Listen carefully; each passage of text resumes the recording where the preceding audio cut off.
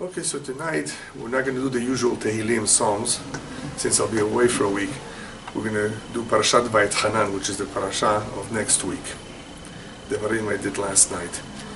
Right now on YouTube there are various series that I've done on the Parasha.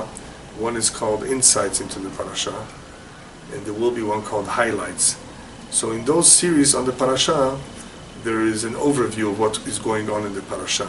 What we're doing now is a series on the lessons that we can derive from the Parasha, important, valuable lessons. So it's a little bit different. In other words, even though Parashat Vaetchanan contains a lot of information, we're not just going to be going through all that information. If you want to have an idea of a little bit of what the Parasha entails, the series Insights into the Parasha pretty much goes through it. But this Parasha Vaetchanan is usually after Tisha B'Av, after we mourn for the destruction of the temple, and it contains in the Haftarah consolation.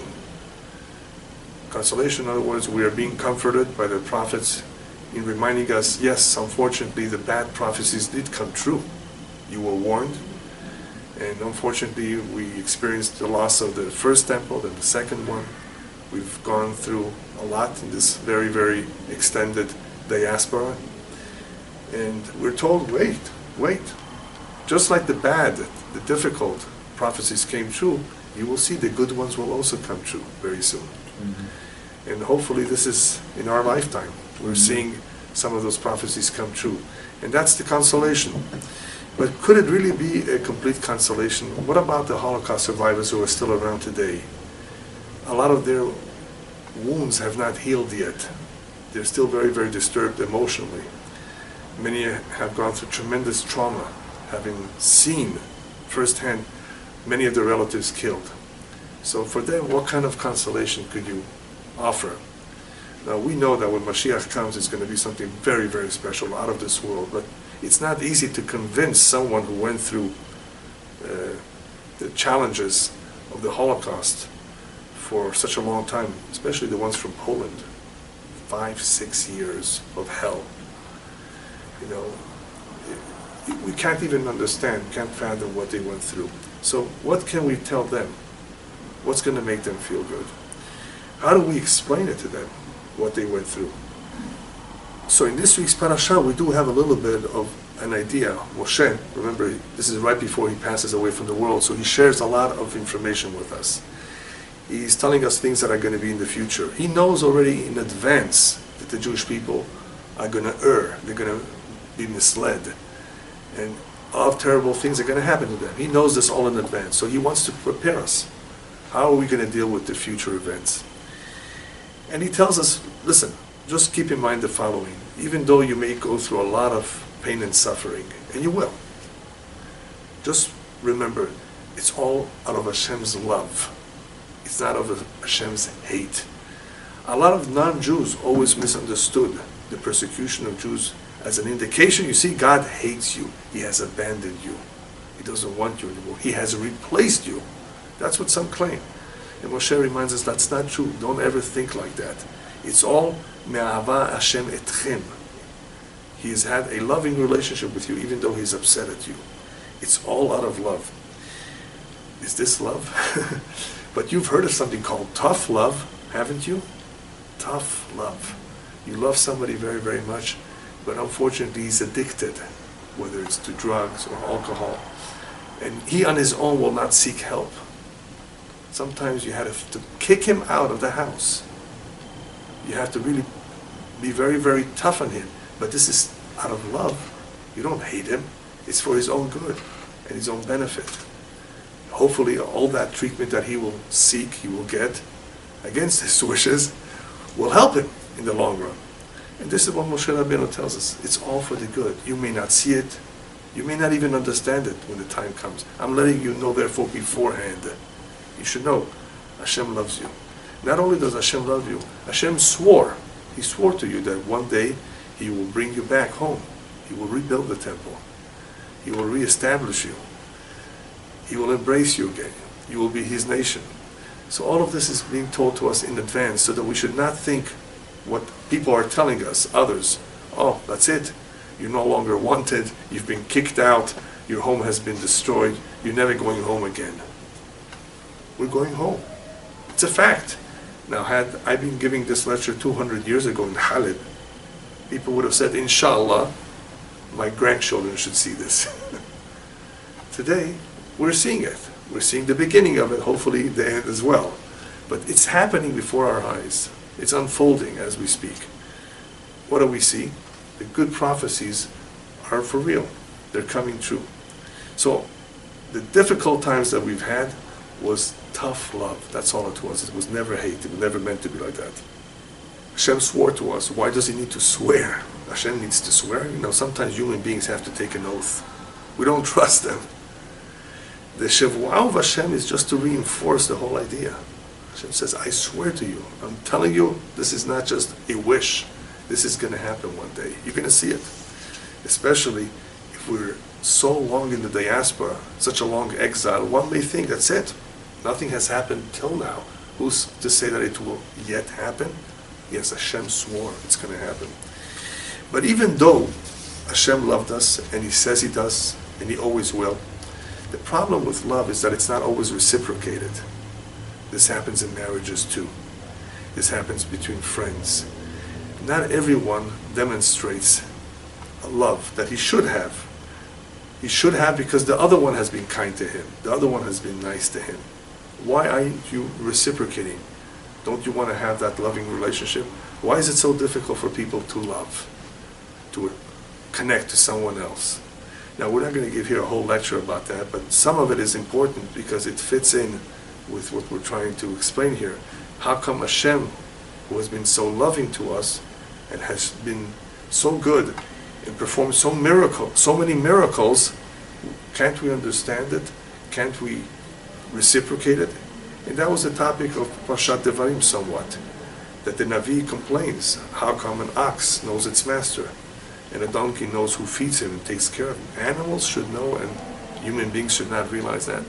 So I've covered that in Parashat Devarim. Here, the discussion is more about love. What is missing? That Hashem is very, very clear that He loves us, and that we are not willing or not able to reciprocate it. So we have to understand why not. Perhaps I'll give you a brief introduction into human psychology and behavior. Because if we understand how people behave, we can understand why they're not willing to commit. Because love is a certain type of commitment. When I was in Israel for several years studying, in those days, I'm talking about the 70s, in order to make a phone call, they used something called a simon. You probably remember. A simon is a token. It's not a real coin.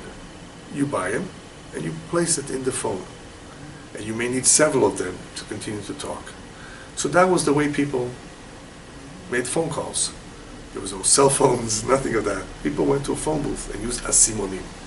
Not everybody had change all the time on them. So it was quite common for a boy in the yeshiva to ask someone else, Yesh lecha asimon? By the way, do you have an asimon that you can lend me? And people approached me too. And I had, and I gave. The problem is that the majority of them never gave it back to me. And they would come back and ask again and again. After a while, I didn't give them. Now, what was my excuse? I wasn't going to tell them straight out, you're not honest, and you don't give me back, you owe me several. I just told them I don't have, even though I did have. My intent was I don't have for you, I have it for someone else to give. There was another gentleman who asked for an asimon, and he took out his little notebook and he wrote down. I borrowed an asimon from him, and of course by writing it down I knew that I can trust him. He was more of a responsible young man. But the question is, what's wrong? Why can't they write it down or remember and just give it back? You know that this is a problem with adults too, not just young men. People borrow money, and some of them even don't plan to give back the money. It's not that they don't have it. They don't plan to give it back. Somehow, some people don't care about other people's money. Now, I'm not talking about stealing. I'm talking about borrowing and not returning what they borrowed. So what's missing over here? What exactly is wrong with them? I call it a lack of loyalty. And you may ask, what does this have to do with loyalty? But you can understand that loyalty is something very, very special. It's something that we expect from people, but somehow not everyone wants to be loyal. Not everyone does what's needed to be loyal. So at the bottom, what is prompting these people to be irresponsible in a sense is a lack of loyalty. Not everyone seeks friendship. Not everyone wants to bond with another individual to the point where they're willing to do everything for them. Because what is love? Love means to care about another human being. That's what love is. Love is not passion, where you feel certain feelings towards them. Love really means to care. To care means to give. To give means that you prepare sometimes to even sacrifice for someone else, even if it's hard for you. And it's not easy. Not everyone wants that. Oh, it's too difficult. It involves responsibility. So loyalty is a big word. It's a big word because to be loyal means you need to care, you need to be responsible. So when we say someone is not loyal enough, it's because he's not wanting to be responsible, or he doesn't know what it is to be responsible. He doesn't value the relationship, the friendship. He doesn't seek it. Rabbis have to tell us, K'neh lecha chaver, acquire for yourself a friend. How many people do you know that are friends for the rest of their life? For 50 years. They keep in touch, they go out, they meet, assuming that they live not too far from each other. They care about each other. They invest in their relationship. You don't have that type of relationship very often. You don't see it. It's rare. But the rabbis tell us it's good, because if you have a loyal friend who cares about you, he's going to tell it to you in your face if something that you're doing is wrong. And you're going to listen to him because you know he's your friend. There's a lot of benefits to having a very close friend that you can trust. When people say, I have lots of friends, you know they have no friends. Because they don't mean friends. They mean perhaps acquaintances. There's a big difference between an acquaintance and a friend. And that's what people have today, very superficial type of relationship. And that takes a toll on marriage too, because it reflects on the marriage. If people are not really wanting to have close relationships with people, they don't trust, they don't want to assume responsibilities and commit, then how's it going to be at home? You think it's going to be any better? Not necessarily. It may be a little bit better because there's children and I guess I have no choice. But in principle, people are not necessarily going to go out of the way if it's too difficult of a challenge for them to give to someone else, if they're not really loyal by nature. Now I'm saying by nature because I'm going to introduce something that is not by nature soon. There is something called nature, that some people, by nature, depending, believe it or not, on their astrological sign, depending also on their upbringing. You've heard the saying, charity begins at home, right? So certain things definitely are learned. Certain things we are born with, inclinations. But the rest depends on our free will, the choices that we make. And I'll tell you right now what it is, even though I'm going to mention it later. It's called the fear of God, Yirat Elokim. How much Yirat Elokim, how much fear of God does one have? I'm accountable for what I do. I better be careful, right? Somebody who is Yireh Elokim, who's God-fearing, is more careful. He doesn't want to do something that's wrong. If he made a mistake, he feels bad. That already depends on his choice. That's not something that we're born with. That's complete free will. We may learn about it, yes, we're taught about this, but still we're going to be exercising our own free will. We're going to be making a choice in our adult years whether we want to follow this path of God-fearing life, a life full of Yirat Shamayim or not. That's where it's going to depend on. So in order for us to be loyal, it requires for us to value something. If we don't value something, then we're not going to be loyal to it.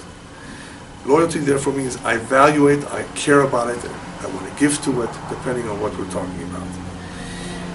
So, because Moshe Rabbeinu knows in the future loyalty may be a problem, it will be a big problem, he tells us, Shema Yisrael Hashem Elokeinu Hashem Echad. The famous verse that we say in our prayers, that people say right before they die, or that they say if they're be'et sarah in a time of trouble.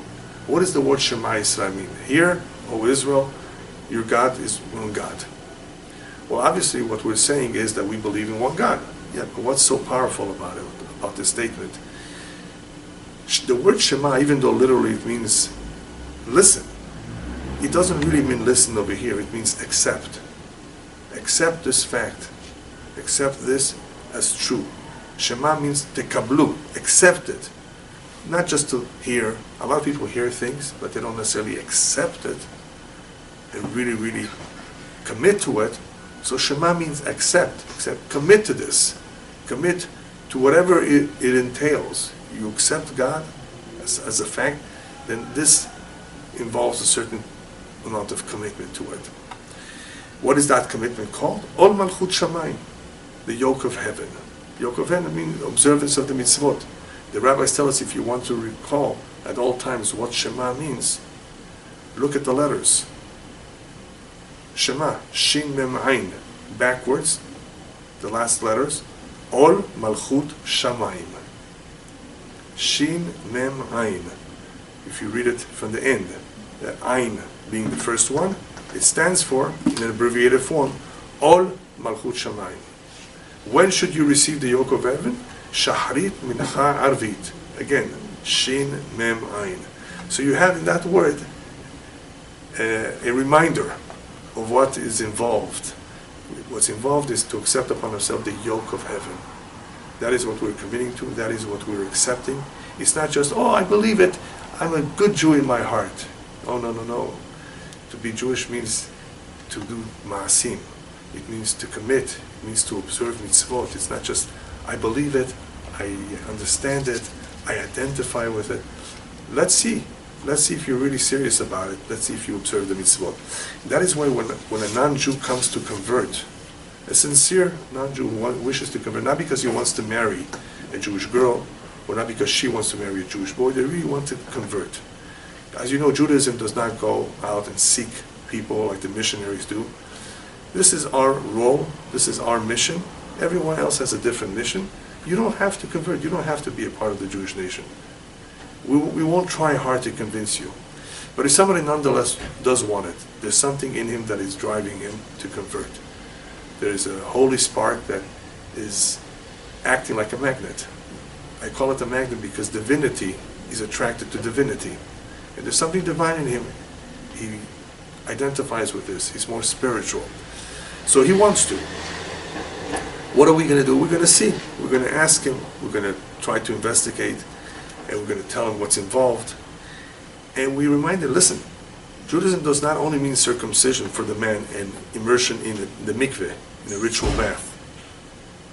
It means kiyum ha-mitzvot. It means to observe all the mitzvot that apply. Are you prepared for that? Because some people might think, oh, it's so easy, just circumcision and go to the mikveh.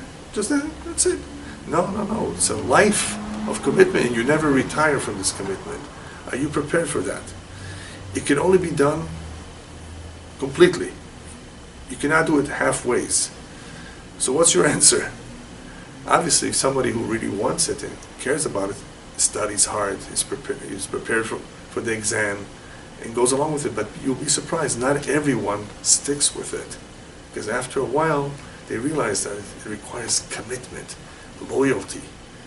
And that's too difficult for some people, for some reason. So here we're not talking about those who want to convert, because obviously we're more concerned about those who are already in the club.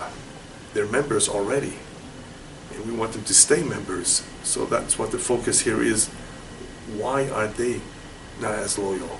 Somebody else who's being introduced to it may have thought, this looks interesting, I think I can do it. But maybe later on he realizes it's too difficult. So we're not going to blame them. Jews are born into Jewish families, and for many of them it's not too difficult because they were spoon-fed all this information, depending on the schools they went to, depending on the friends they have. Of course, all of this makes a difference. But in the end, you still have some who are more loyal than others, and that's what we're trying to understand here. Why some more and some less? So Moshe Rabbeinu continues on to tell us,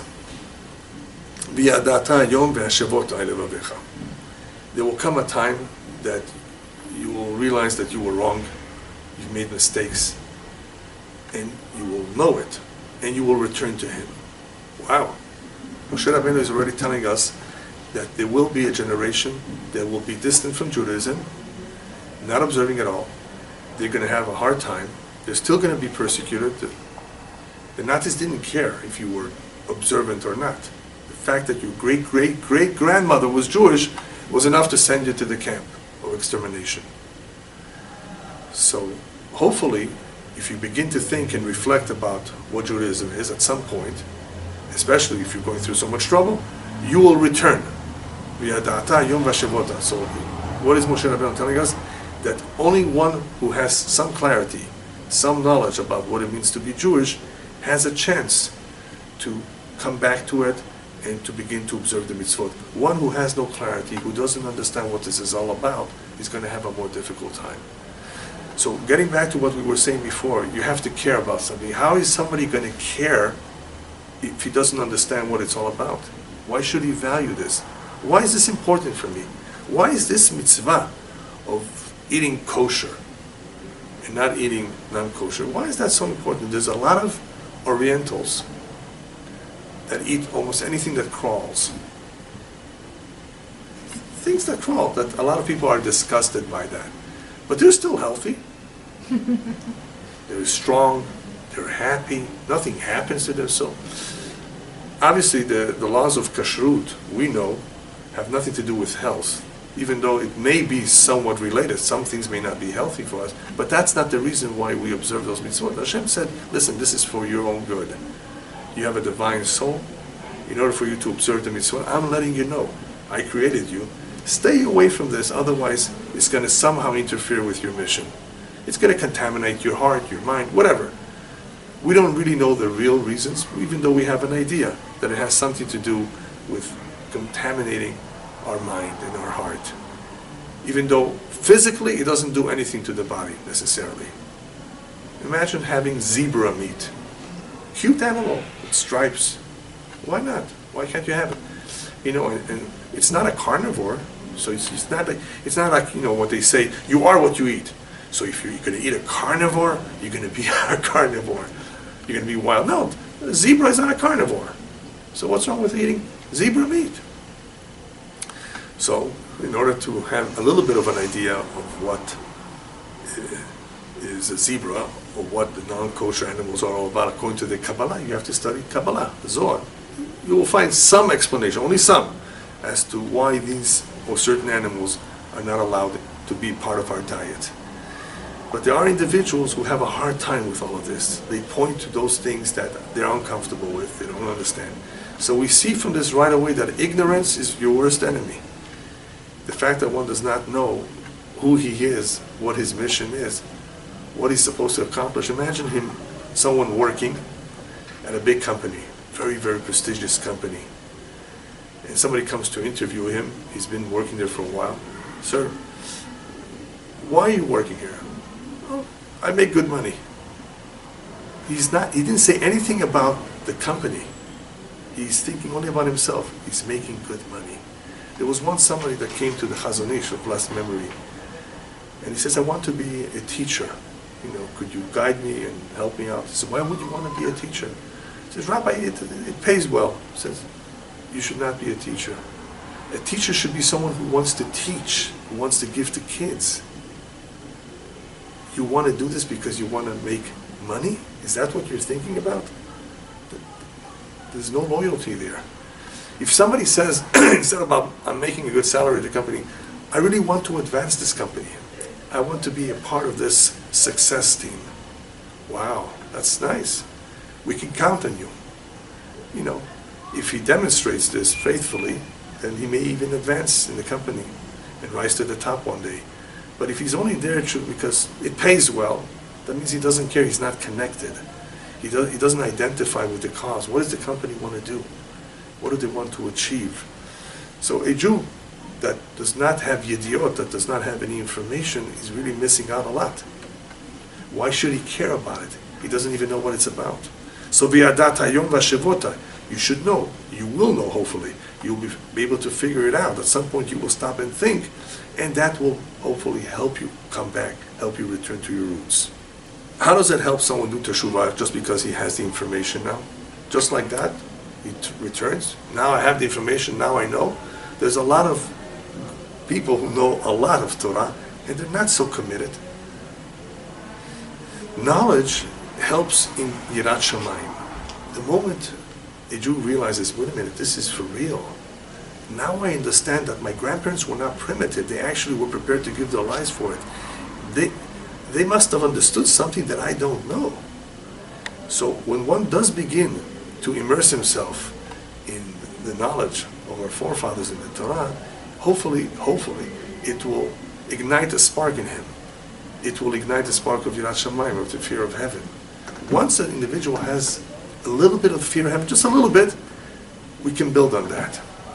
That's why I tell a lot of people who are scientifically oriented, who want proof and evidence that God exists, I say, wait with the proof and the evidence. You first have to take the leap. Make the assumption that what our forefathers saw and witnessed is true, that they didn't lie to us. Make that assumption. After all, witnesses' testimony is accepted in court, isn't it? Make the assumption that these were, after all, intelligent people, great rabbis who said what they said, people who witnessed what they said. And there were millions of them. Make the assumption that this is real. Because once you make the assumption, now you have questions that bother you, okay. But you've made the assumption, we can go on with the other questions. Otherwise, if one is going to wait for evidence, first, I want evidence that this is real, that the creator of the world exists, that he created the world, not a Big Bang. He's never going to progress. It's going to take him years and years. If he's honest and if he's sincere, a lot of people just say that, but they're not even sincere. They don't care about the evidence. They've already made up their mind. They're not going to search. They're not going to take time. They're busy with their lives. Something that is so important to you, wouldn't you take the time to investigate it? Not everybody does, because it's not important to them. So once a Jew or a non-Jew has made the decision that this is important to me, I do want to investigate it, and he becomes more knowledgeable, that knowledge will hopefully give him a little bit of Yirat Shamayim, fear of heaven. Oh, apparently there is a God. Then why did this God create this world? What does he want? What does he need it for? Okay, that's fine. You can ask those questions. For those questions, we'll provide you with answers.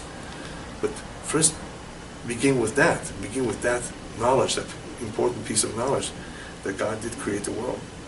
He took us out from Egypt. He gave us the Torah. That hopefully will ignite the Yirat Shamayim, the fear of heaven. Without the fear of heaven, you rebuke someone, you tell him off, you tell him that he's wrong. It may not help. He won't believe you. There's no Yirat Shamayim. There's no loyalty. There's no commitment. Yirat Shamayim, the fear of heaven, is the foundation. So now we can understand when there's a lack of loyalty, it is directly connected to a very weak or lacking of Yirat Shamayim, the fear of heaven. If somebody did really have the fear of heaven, you think he wouldn't return that asimon? How could he steal? How could he take it for granted that he has enough money? It's okay. He forgives me. Who told you? Did you ask him? People make that kind of assumption, the wrong assumption. It's wrong. Do you know that it's wrong to take somebody else's money? And you're not a child. You're not a baby. You're a teenager. You're an adult. How could you do that? How could you ever think of that? So those who are very easygoing about it, they laugh. They're not serious. There's no Yirat Shamayim or not enough Yirat Shamayim to hold them back. It's terrible.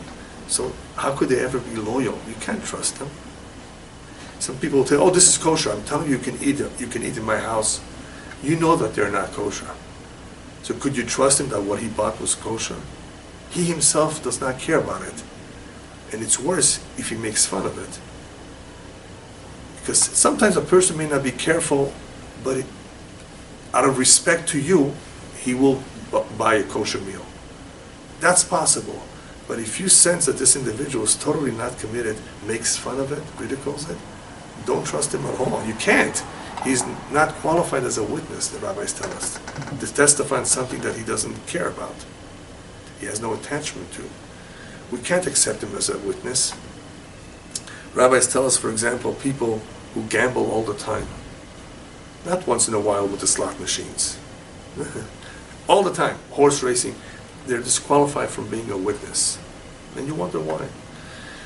One explanation given is because they don't care about money. They're not responsible. They're not serious. They just want to gamble. That's all they do a whole day. You think they're going to care about somebody else's money? They're going to testify? Certain habits, certain occupations tell us a lot about the individual, about how honest he is. Could he be a witness or not? No. Such an individual, if that's all he does, is gamble. He doesn't care about losing money. And this is the way he wants to make the money, not by working hard.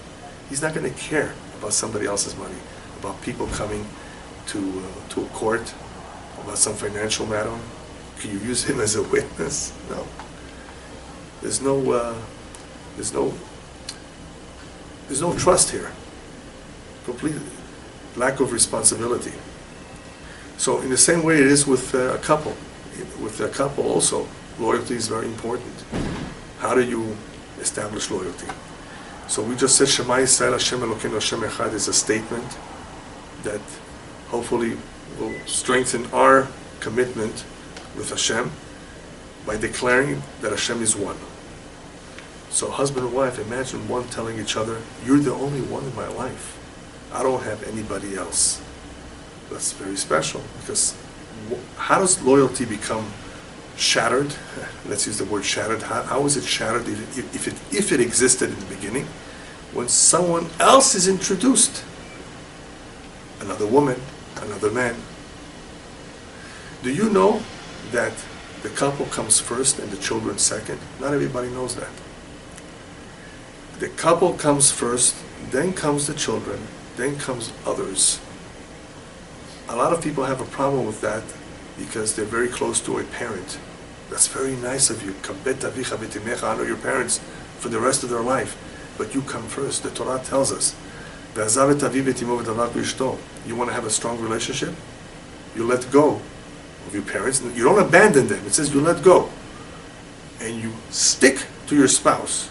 It says v'davak. Davak is not just that you connect, you stick. In other words, you make this your priority. Loyalty basically will prompt us to make choices in life. What's the most important thing in your life? The union of the two is number one. It needs to be that way. Otherwise, it's going to suffer from all kinds of things that want to take away from our attention to each other. Even though they deserve a lot of attention. Yes, our dear children deserve a lot of attention and love. But they come second. Number one is the husband and wife. And that's sometimes very, very difficult. For some people, number one is their work. Or, God forbid, number one is some other person. Then the loyalty that we were talking about is weakened. So now you can see why loyalty with Hashem is very, very, very similar. Nothing else gets in the way. What did get in the way throughout our history? Well, during the First Temple era, idolatry, believe it or not. Idolatry, other gods, supposedly they're called gods, they're not. Other things got in the way. Hashem Elokeinu Hashem Echad. Hashem is only one. And if you want to be loyal and committed to Hashem, you can't let anything else get in the way. Once we understand what's important, that will help us invest our time and effort and money into that. Because I think it's normal for people to devote themselves to that which they care the most about. The problem is, what the choice will be for them. What are they going to care the most about? Are they going to care about their wife? Then they're going to take care of her. Are they going to take care of their children? In other words, what is going to be the most important thing in your life? What are you going to value? Are you going to value your relationship with God? This is very important to me. Then you're going to devote time to it. You're going to invest in it. Whatever is important to us, there is a better chance that we're going to be loyal to it. Because it's important. What did we say before? Lack of loyalty is usually because it's not important. And not important could also be because we don't understand that this should be important. We don't realize its value. So there's a lot of reasons of why things are not important. But human nature is such that people do not want to commit at the very, very basic level. And that is why they're not loyal. But here we're taking it one step further. You have people who are willing to commit, but sometimes they commit to the wrong things. And when they commit to the wrong things and they value them too much, those things get in the way of what should be important. Why are there so many divorces today? Yeah, because they don't treat this as the most important thing in their life. You gave her a diamond ring. You know why you gave her a diamond ring? Because they say diamonds are forever. Aren't you making a promise that this relationship hopefully will last forever. Oh, I didn't think of that. I just wanted to make her happy. Just gave her a diamond ring. because she was complaining to me. All her friends, got diamond rings and they got 5 carats. I want one too. You see? I actually had somebody telling me this. She broke up from someone because he didn't want to get her a 6-carat diamond ring because her friend got one. I don't want less than 6 carats. Why should I have anything less than my friend? I couldn't believe it. Am I hearing you right? Yeah. You see, they were valuing the wrong things. Don't you? He is your diamond. Your future husband should be your diamond. Your future wife should be your diamond. Your kids will be your diamonds. Those are real diamonds. This is stones. How do you understand this? It's very, very difficult to understand. Apparently, their upbringing, their education, there's something that they were not taught, was not communicated to them. Very attached to materialism, which I'll talk about soon. And that gets in the way of the relationship. And if it's not day 1, then it's day 2 or day 10. At some point, it's going to interfere with their life because they don't realize what's really important, where you should really invest your money and time, is in the relationship. And if you did, then you would hopefully be loyal to each other because you're investing. You want to do it. And how do you invest? Investing is done with maasim. Remember we spoke before about deeds. It's not enough to say, I love you. A lot of people are very good and very poetic in words. Words are cheap. They say, I love you, I care, I will do for you. Prove it. The proof is in the maasim, in the deeds, in the actions, not in the words. Let's see if you prove it. Are you prepared to take time to go out and to invest and to buy and to do? When one does for another, he proves that he cares about them. Take a quick example. Somebody is sick. He's in Cedar Sinai for Shabbat. Now Shabbat you can't drive to see him. You would love to see him. Are you going to walk and visit him? It's only an hour walk and it's not very hot outside. If you really care about him and he's by himself, there's no one else, then maybe you should walk. Not everybody's going to walk. Oh, an hour, no, I got to get my sleep for Shabbat afternoon. But what about your friend that you care about? You really care about him? You know that he's going to be so happy to see you if you walk over. If you can. You're physically fit, you can make it, not a big deal. It's a long afternoon. We'll talk about when it's possible. Somebody that really cares and values their relationship will do whatever it takes to make another person happy, especially if they know that this is important to them. It's going to make a difference to them. You're going to put a smile on their face. You're going to make them feel better. All of this is loyalty. So Judaism is not about being a humanist. You know what a humanist is? Somebody that has a good heart. No. You have to prove it. You have to do things. So loyalty needs to be proven. And obviously someone who's not loyal is not going to commit. He's not going to sacrifice, do something which is difficult for them, if he doesn't value it enough. For sure not. He doesn't value it. But he should. So the purpose of the mitzvot that we have, the deeds, that's what we observe, is exactly that. To prove our loyalty to Hashem, plus to deepen the connection with Him. Besides the reward, yes, we will be rewarded for the mitzvot. Let's not talk about reward right now.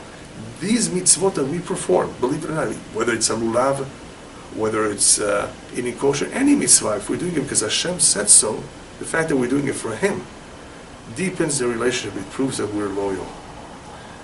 The more loyal one is, guess what happens? They're prepared to give their life for this. And our forefathers did.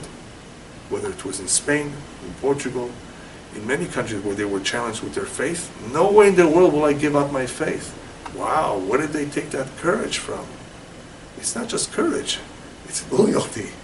There's no other alternative. This is the way it is. Life is not worth anything if I convert to something else. Imagine a man told the woman who is marrying, this is the way it's going to be. Nothing will set us apart except for death. Nothing in the world. There are people like that, but not enough. Not enough. Obviously, sometimes things happen. that we cannot control, and I'm not going to get into that sometimes divorce is a necessity. Judaism is not saying that there should be no divorce at all. Divorce is sometimes the remedy. The solution is not around. There's no solution for some problem. But the vast majority of relationships that ended up in divorce should never have ended up in divorce if they had the proper guidance and they really valued their relationship more than anything else in the world. Yes, people have weaknesses, they have problems. She doesn't cook like my mother. Okay, that's a complaint. I can understand that. It's important. You're the man. You need to have a good meal. I have a suggestion for you. Either your mother should come teach her, or find somebody that should substitute your wife. Maybe she's not the best cook. Yeah, pay for it. Now, your wife may not be so happy with that arrangement, but if that's going to contribute to the Shlom Bayit, this is what's going to make you happy, then that's better than a divorce. There's always some solution. You have to be willing to sacrifice. You can't get everything. And be willing to adjust if necessary. And think of sometimes a creative solution of how to overcome this problem. There's all kinds of situations that husband comes home, every time he comes home and he's tired and hungry, his wife yells at him, "You're never here for me with the kids, you never help me, I had a hard day today." All he wants to do now is just sit down calmly and have his dinner. This is not the time to yell and criticize him. But he realizes that she doesn't change. What should he do, divorce her? So there was a smart man. He decided that he's going to come home and he's not going to go inside right away. He's going to sit outside, park the car. He took out his coffee and his sandwich that he prepared for me before, and he eats calmly in the car. After he's satiated and calmed down, "Yes, honey, good evening, how's everybody?" Then even if she complains at that point, at least he's had something to eat. He thought about the problem. He thought that this is going to lead to a big fight, and he decided to take some action. It was in a positive way, not in a negative of a fight or a struggle. You have to sometimes give the benefit of the doubt too. Men sometimes are at fault. They come and they see dinner is not ready, and they see the wife is talking on the phone. "Aha, you're talking to your sister, your mother, right?" And they start cursing. And dinner is not ready. They're upset. And the problem is when this repeats itself a lot, there are many, many scars that are difficult to heal. If it happens once every year, it's not so bad. But if it happens often that they argue and they fight over nothing usually, it creates a problem. She hangs up the phone. "Honey, I was not talking to my mother. I was not on the phone with my sister. I was on the phone with the doctor. You see, a couple hours ago, your son fell and he broke his finger. And I had to rush him to the doctor. And thank God everything is okay now. But I couldn't manage to prepare your dinner. I was very, very busy. I wasn't home." Had he waited and asked the question, had he given her the benefit of the doubt, isn't she usually on time? Isn't usually everything okay? Can't you usually trust her? Then why make such a big fight? Because he's tired and hungry, because he had a bad day at work. Then why let it out on your wife? So a lot of people make mistakes without the proper guidance, without realizing that human beings are not perfect. We have our weaknesses. Give them at least the benefit of the doubt, and then you're going to be safe. So, if we can give human beings the benefit of the doubt, don't you think it's a good idea to give God the benefit of the doubt? He must have done it for a good reason, whatever it is. We're going through some challenging times. I give him the benefit of the doubt. He loves me, he cares about me, even though now it seems that things are very, very tough and rough, but I give him the benefit of the doubt. If we don't think this way, if we don't have that kind of an attitude, if we're not loyal, if we don't value this, it's only going to weaken the relationship, whether it's with God or with a husband and wife. So ma'asim, the deeds that we do, observing the mitzvot, deeds between husband and wife, all of that helps to deepen the relationship, deepen the connection between the two. Not just words. So what gets in the way? Well, a lot of things get in the way, but the one I just want to talk about for the next few minutes is materialism. In order to understand materialism and how it gets in the way, the Magid of Dubna gives a beautiful parable. on the words "Ve'afta et Hashem Elokecha," you're supposed to love God b'chol levavecha, b'chol nafshecha, b'chol levavecha, with all your heart, with all your possessions, right? With your soul. You're supposed to love Him completely. But not everybody loves Him that much. And the Dubno Maggid explains with the following parable why not. There was once a farmer who came to town. He needed a new suit. So he went to the tailor, and the tailor takes a look at him and says, "You're a size 44. Tailors have experience just by looking at the individual. They can tell what size. Here's a suit for you." So he puts it on, and he takes a look, and he sees that it doesn't fit him, and he tells the tailor, "You don't know what you're talking about. Look, you gave me a suit that's so small. It doesn't fit me." So the tailor tells the farmer, "You're a fool. Take off your overalls first. Take them off. You're not supposed to put a suit on top of your overalls. You're supposed to remove what you have and then put your suit on, and you'll see." So Rabbi Dubna explains what happens with the love of Hashem is that people try to love Hashem having the love of all the possessions of this world as well. Being very materialistic, wanting to have all these things in life. You will not be able to love Hashem having all those things will be in the way. You can't. You have to first remove it. You have to remove those things out of the way, then the love of Hashem will be almost natural. The neshama, the soul is pure.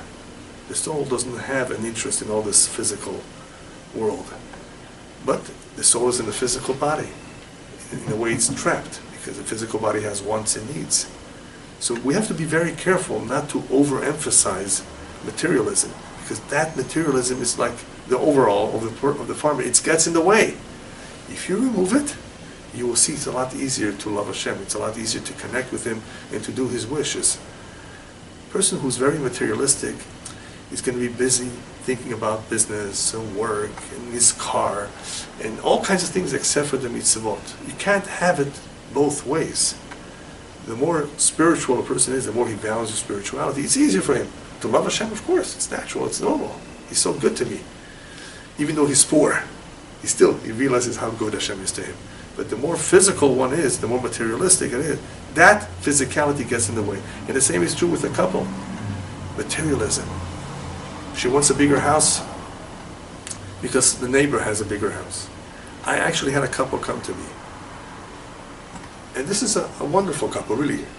Wonderful couple, nice people, and he's a doctor. So he's doing well. And she feels bad. She tells me, "I feel very bad that I married him. I think I could have done better, married someone else, and we would have been living now in a 2-story home instead of a 1-story home." That's why she thinks she could have done better.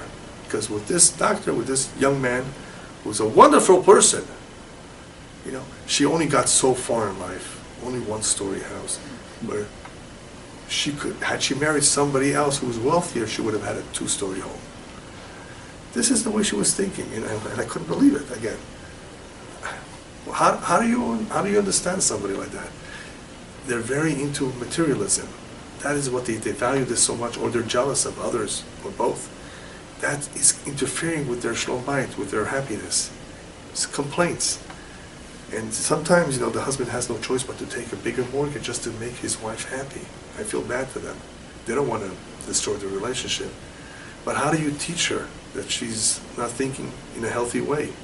You shouldn't be thinking about it. Be happy. Look at the children that you have between the two of you. He's committed, and he's devoted, he's loyal. So these people need a lot of teaching about what is important in life and what not. So the prophet says, because throughout our history, the prophet is already telling us in advance, we valued materialism so much, they went after vanities and they became vain. Because when you pursue these things, look at the non-Jewish world. They sometimes stay overnight outside right before Black Friday, so they can go in and grab that gadget that just came out, that little toy that they're going to ignore in a couple of weeks or months from now at the most. So much goes into, so much effort. The night before, they want to get in first. The night before, they're sleeping in the street. in the sidewalk. Can you believe this? For what? For little gadgets, or for a big TV, 45-inch screen? I'm told there's bigger screens today. What for? Who needs this? But that's what they value. Look at this. If they value it, look what they're prepared to do. Imagine if they had that kind of a dedication for spiritual matters. There would be no problem of loyalty. So materialism is what really gets in the way a lot as far as the connection with spirituality is concerned. People are not as connected to spirituality if they're very, very materialistic. So Hashem has a cure for this, by the way. Hashem knows that people are materialistic, and He gave us the Shabbat. Now, Shabbat is a beautiful mitzvah. It's a big mitzvah. We're not going to talk about all the benefits of Shabbat right now, but it's really a blessed day. It's a holy day. Hashem says you have to work for a living for 6 days. I give you Shabbat to rest. You don't have to work. And some people want the cursed for 7 days. Why do you want to work on the 7th day? You were told you only need to work 6 days a week. No, you want every day of the week. So Shabbat is intended for us to strengthen our connection with Hashem and with our family members, because the whole week we're busy. How many people do you know, families that sit down and eat dinner today? Together. People are always eating at their own time, whenever they have time. If they eat at all, sometimes they just grab a snack. The family unit has weakened. Hashem says, I gave you Shabbat. It's not only to physically rest from all the hard work, it's to connect with me. You may have forgotten about me, you may have forgotten about your family. Sit down and have a beautiful meal with your kids. Sing together, say some Torah together. It's a whole different kind of an experience. But what will this do? Well, on Shabbat, because we make the Kiddush, because of the way we conduct ourselves, hopefully it will remind us of the real purpose of life, the real tachlit. Shabbat is number 7. It reminds us of the world to come. This world has 6 corners, 6 days. North, west, south, east, up, down. 6 corners. That's what this world is. It's a physical world. The 7th is the world to come. It's a spiritual world. So 7 is a holy day. Hashem says, I gave you one holy day, a holy day of the week, where you can experience holiness, where you can give the neshama that was in the cage a whole week, working, you can give it some menucha, some rest, and give it a chance to express itself. So once you abstain from all those 39 categories of work, melacha, the neshama has a chance to speak up and to feel something it does not feel a whole week. Believe me, I wish every day was Shabbat. If you keep Shabbat properly, you'll know what I mean. It's not just the food. It's the whole experience. You're experiencing, you're feeling holiness. And that enables the Jew, as a result of all that holiness, to want to connect to Hashem. Hashem says, here, I'm giving you a very powerful vitamin. It's going to help you, hopefully, take you away from that materialistic week and focus on the tachlit, the ultimate purpose of life. Your neshama hasn't been connected so strong a whole week. Now it can be. As long as the Shabbat is kept properly, it is possible for a Jew to connect. This is what brings blessing to the home. The blessing is not just financial. Baruch Hashem, you will have blessing in your work.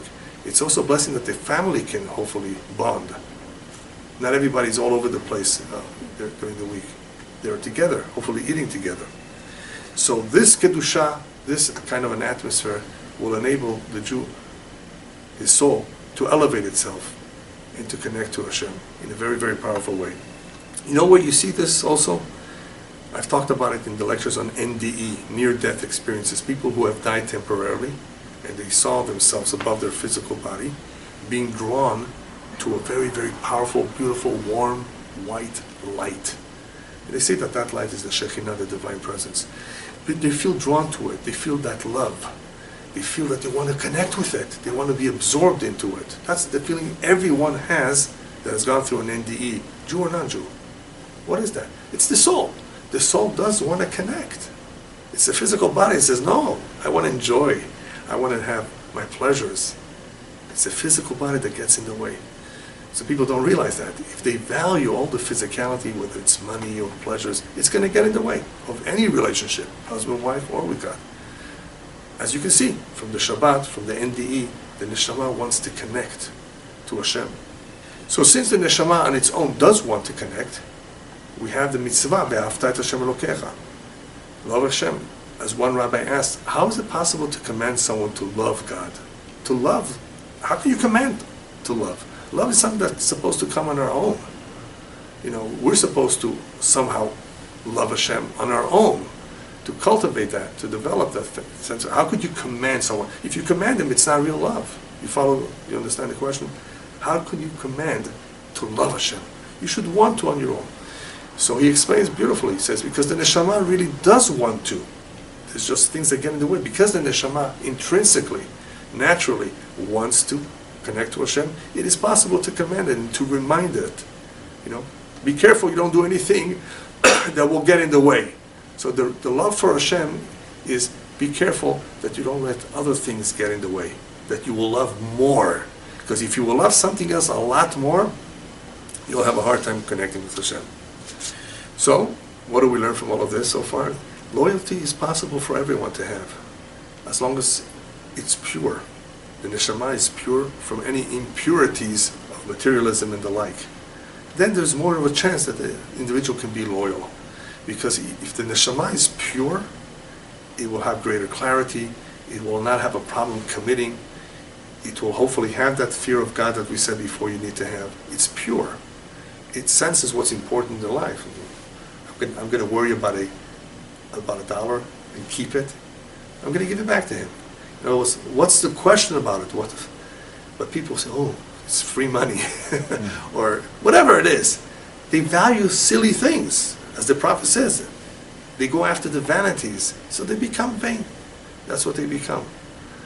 You'd be surprised. Listen to some of the conversations of the average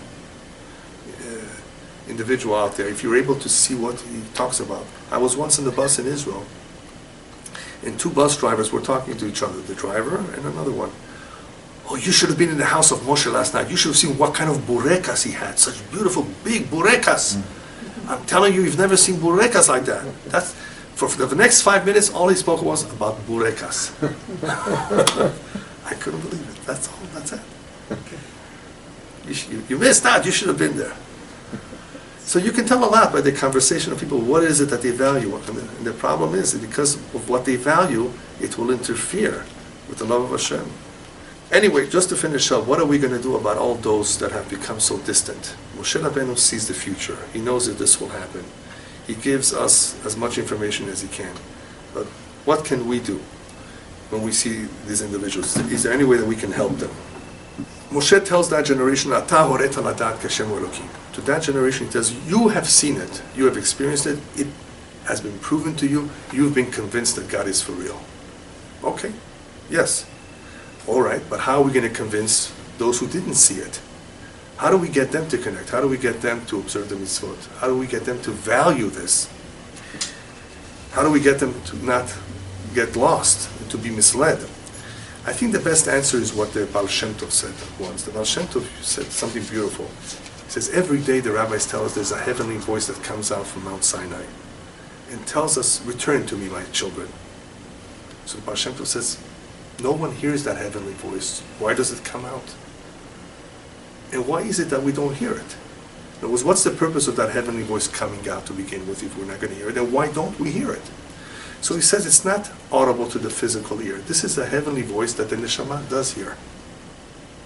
And at some point, the soul is awakened.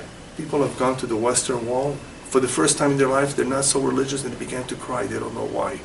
There are times when that soul is awakened. And that's also a chesed from Hashem, to awaken the individual. But if there's no fear of heaven at all, if there's no spark there, it's a lot more difficult to awaken him. That is why Hashem, through Moshe, tells us, remember that sound of the shofar that you heard in Har Sinai?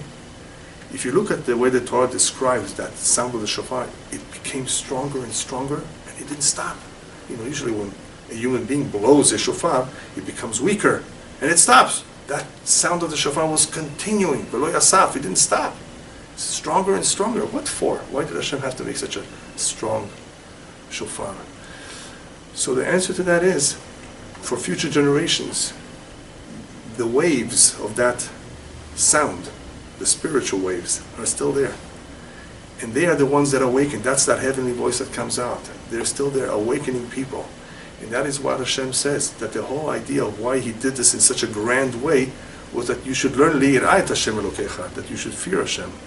In other words, something has to be in the air from back then to awaken those people who have no idea and they're not at fault. They're innocent. They're totally innocent. But still, Hashem wants His kids back. He wants them to return to Him.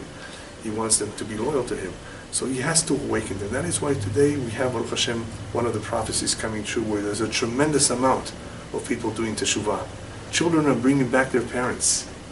Grandchildren are bringing back their grandparents too. It's beautiful to see it everywhere. We still have a lot of work to do, but Hashem is helping.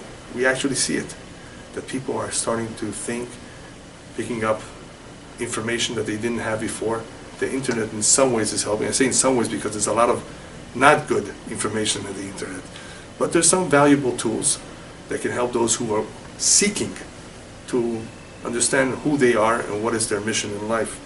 So hopefully, if they have a little bit of Yirat Shamayim, it will be easier for them.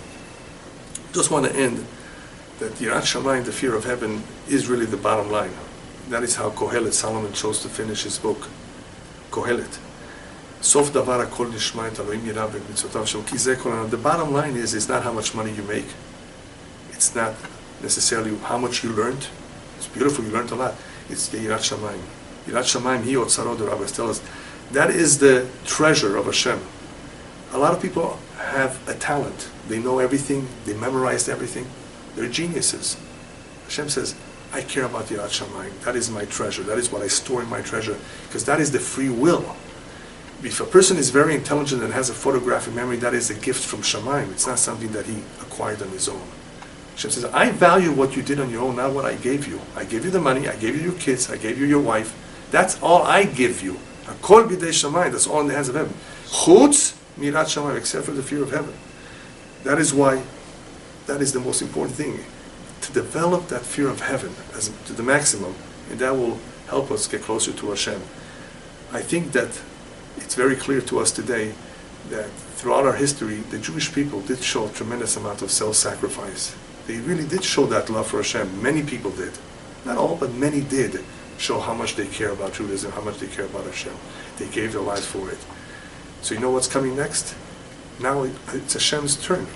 He will demonstrate to the entire world how much He loves us very soon. Amen.